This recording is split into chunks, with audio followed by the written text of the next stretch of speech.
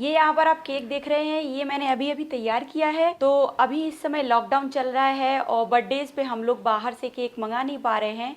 तो आप मेरे बताए हुए तरीके से और जो मैं टिप्स बता रही हूँ, इन टिप्स का इस्तेमाल करके घर पे ही एकदम सॉफ्ट, सुपर स्पॉन्जी और बहुत ही बढ़िया पाइनएप्पल केक तैयार कर पाएंगे। और इस केक को बनाने के लिए मैं पैन का इस्तेमाल कर रही हूँ यहाँ पे। तो आप यहाँ पे सोच सकते हैं कि ना मैं माइक्रोवेव का इस्तेमाल कर रही हूँ, ना मैं ओवन का इस्तेमाल कर रही हूँ। तो रेसिपी शुरू करने से पहले आप लोगों से मेरी एक रिक्वेस्ट है, अगर आप मेरे चैनल पे पहली बार आए हैं तो चैनल को सब्सक्राइब कर लीजिए और साथ ही साथ नए नए वीडियो देखने के लिए बेल बटन को भी दबा दीजिए, तो जिससे कि आने वाली रेसिपी का नोटिफिकेशन आप लोगों को सबसे पहले मिलेगा। तो चलिए आसान तरीके से पाइनएप्पल केक को बनाना हम शुरू करते हैं।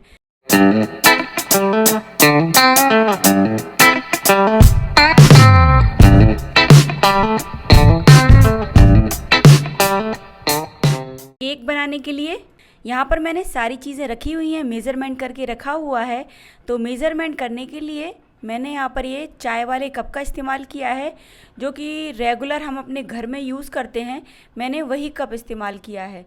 तो मेज़रमेंट करने के लिए आप भी कोई एक कप यूज़ कर लीजिए और उसी से सारी चीज़ों को मेज़र करिए। मेज़रमेंट करना बहुत ज़रूरी है। अगर मेज़रमेंट प्रॉपर तरीके से नहीं होगा तो केक भी स्पॉन्जी और फ्लफी नहीं बनेगा।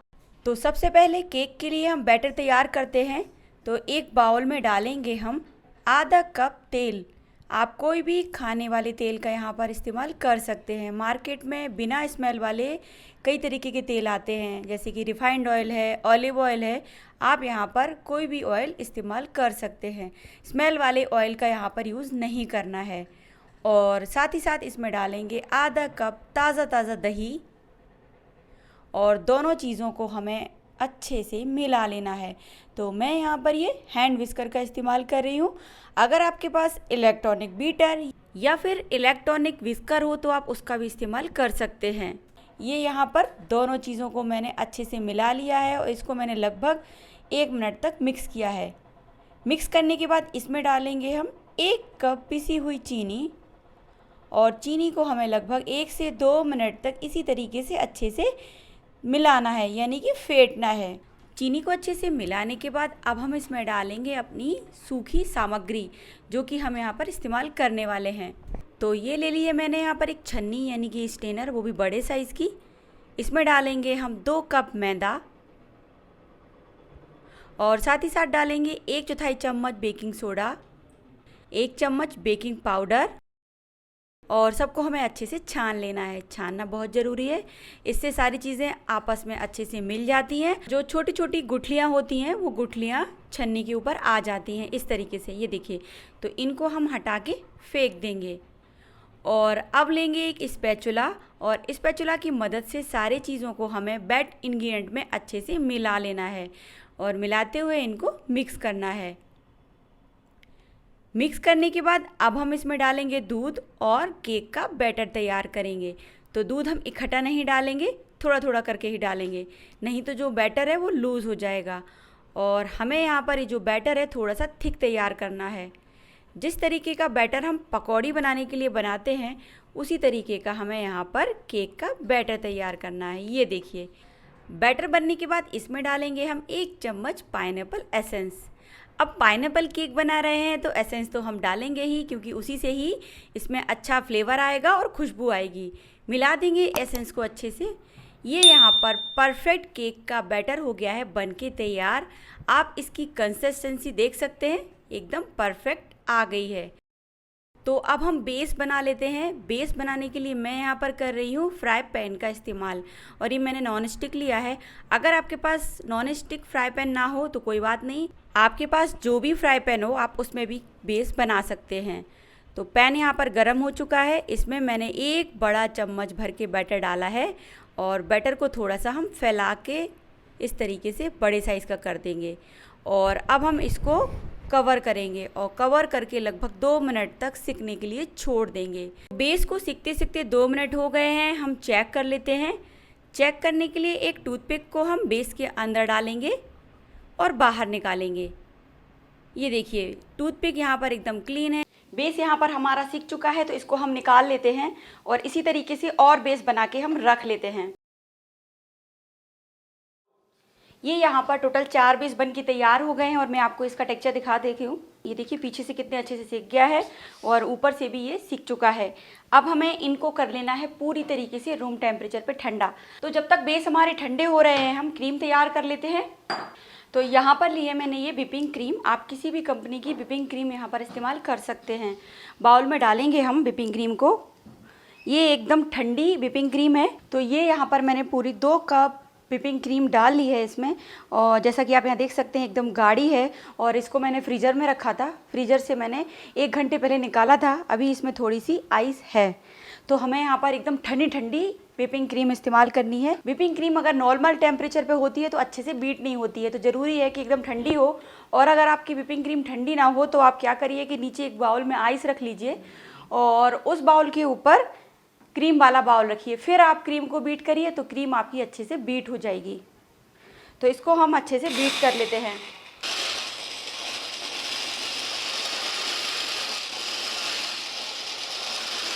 अभी यहाँ पर 2 मिनट हुए और आप देख सकते हैं कि 2 मिनट में ही क्रीम यहाँ पर फूलने लगी है।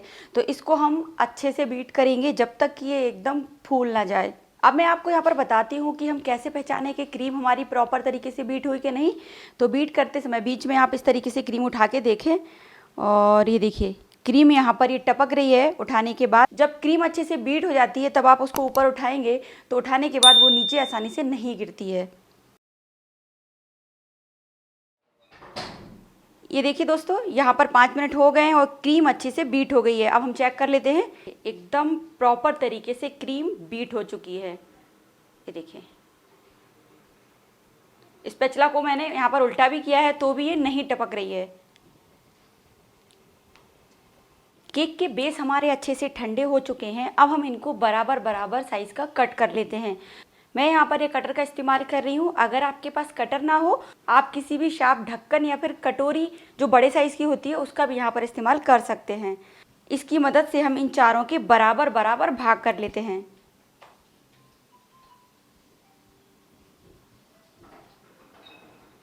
ये देखिए और ये जो हिस्सा है इसको हम हटा देंगे, इसको मैं इस्तेमाल कर लूँगी। तो ये मैंने यहाँ पर बेस को 4 बराबर बराबर भागों में काट लिया है। तो अब हम केक के ऊपर की डिज़ाइन तैयार करते हैं। अब हम यहाँ पर थोड़ी सी क्रीम लगा लेते हैं जिससे कि जब हम इसमें बेस रखें तो बेस इधर उधर खिसके ना। तो हम पहली लेयर इस तरीके से रखेंगे और इसके ऊपर डालेंगे हम शुगर सिरप। ये मैंने बना के रखा हुआ है। चीनी को मैंने पानी में घोल के इसका शुगर सिरप बना लिया है। तो हम लगभग 2 चम्मच शुगर सिरप अच्छे से फैला देंगे। शुगर सिरप बनाने के लिए आप 1 कप पानी में 3 चम्मच चीनी डालकर अच्छे से घोल लें और रखेंगे तैयार की हुई क्रीम और क्रीम को अच्छे से फैला लेंगे। और अब हम दूसरी लेयर रख देते हैं ऊपर। इसके ऊपर भी हम शुगर सिरप डाल देते हैं। तो ऐसा हमें बार बार करना है और चारों लेयर को लगा लेना है। लेयर लगाते जाना है, बीच में क्रीम डालते जाना है और शुगर सिरप डालते जाना है और फिर से हमें क्रीम को इसके ऊपर अच्छे से फैला लेना है। और अब अपनी तीसरी लेयर लगा लेते हैं। शुगर सिरप डालने में आप कंजूसी ना करें, अच्छे से डालें क्योंकि शुगर सिरप डालने की वजह से ही जो केक है अंदर से मॉइस्ट रहता है और सॉफ्ट रहता है।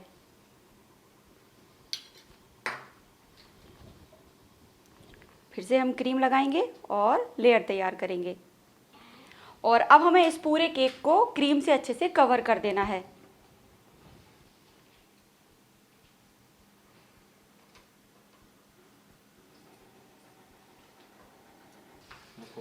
तो ये मैंने केक को कर लिया है कवर पूरी तरीके से। आप देख सकते हैं कि पूरी तरीके से केक अच्छे से कवर हो चुका है। अब हम यहाँ पर ये जो साइड में क्रीम लगी हुई है टिश्यू पेपर की मदद से इसको हटा देते हैं और केक को रख देंगे 1 घंटे के लिए फ्रिज में सेट होने के लिए। 1 घंटा हो गया है, केक हमारा अच्छे से सेट हो गया है। तो चलिए अब हम नेक्स्ट तैयारी करते हैं और केक के ऊपर डालेंगे हम पाइनएप्पल क्रश। ये आप किसी भी कंपनी के पाइनएप्पल क्रश का यहाँ पर इस्तेमाल कर सकते हैं। केक के जो किनारे वाले हिस्से हैं इनके ऊपर हम इस तरीके से पाइनएप्पल की एक एक लेयर डालेंगे। ये देखिए थोड़ा सा आप प्रैक्टिस करेंगे तो बहुत ही आसानी से ये काम हो जाएगा।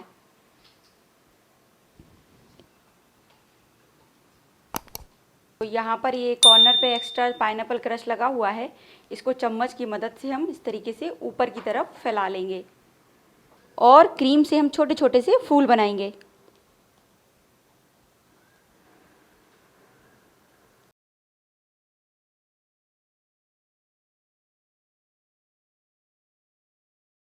और नीचे भी छोटे छोटे से हम फ्लावर बना देते हैं।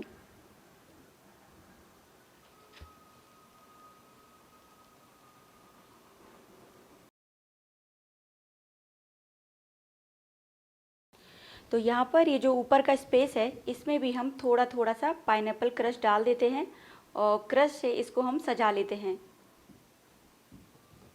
आप चाहें तो यहाँ पर मल्टी कलर वाली स्प्रिंकल्स जो बॉल आती हैं या फिर राइस आते हैं, तो उनका भी इस्तेमाल कर सकते हैं। तो फाइनली यहाँ पर हमारा पाइनएप्पल केक हो गया है खाने के लिए तैयार। इस केक को आप अपने घर में ज़रूर एक बार ट्राई करें और एक कमेंट करके बताएं कि केक आपको कैसा लगा। अच्छा लगे तो लाइक कीजिए और अपने फ्रेंड्स और फैमिली मेम्बर्स के साथ इसको शेयर कीजिए। इसी तरीके से अपना सपोर्ट बनाए रखिए। मिलेंगे अगली नई रेसिपी में, तब तक के लिए अपना ध्यान रखिए, अपने परिवार का ध्यान रखिए। नमस्ते।